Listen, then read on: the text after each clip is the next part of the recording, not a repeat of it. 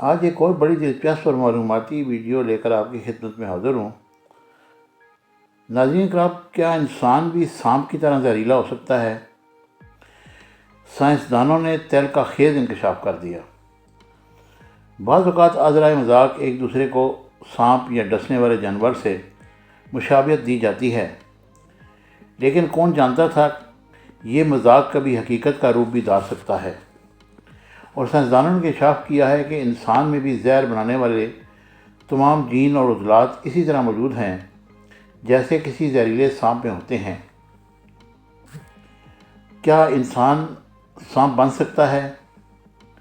انسان ہی نہیں بلکہ تمام ممالیہ جانور میں زہر بنانے کی صلاحیت موجود ہے۔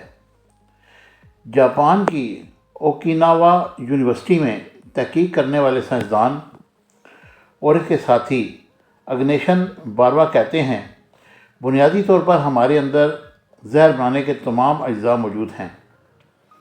سائنسدانوں کے مطابق زہریلے جانوروں میں زہر انہی حدودوں میں پیدا ہوتا ہے جن میں لعاب پیدا ہوتا ہے، اس لیے وہ تمام جانور جو لعاب بنانے کی صلاحیت رکھتے ہیں وہ زہر بنانے کی صلاحیت بھی رکھتے ہیں، اور ماحولیاتی تبدیلیوں کے باعث انسان زہر بنانے کی صلاحیت پیدا کر سکتا ہے۔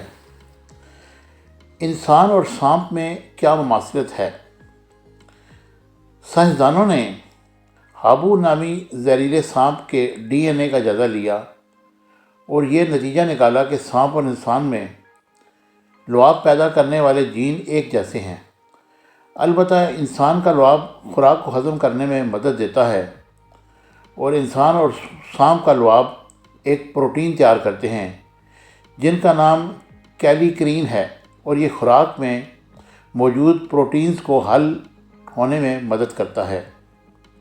اور ارتقائی نظریے کے مطابق انسان اور سانپوں کے آباء و اجداد کروڑوں سال پہلے ایک ہی تھے، اس لیے ان کے اندر لعاب بنانے والا نظام بھی ایک ہی تھا۔ البتہ ماحولیاتی تبدیلیوں کے سبب سانپ اور زہریلے جانوروں کا لعاب زہریلا ہوتا چلا گیا، لیکن انسان اور سانپ میں لعاب بنانے والی بنیادی مشینری آج بھی ایک ہے۔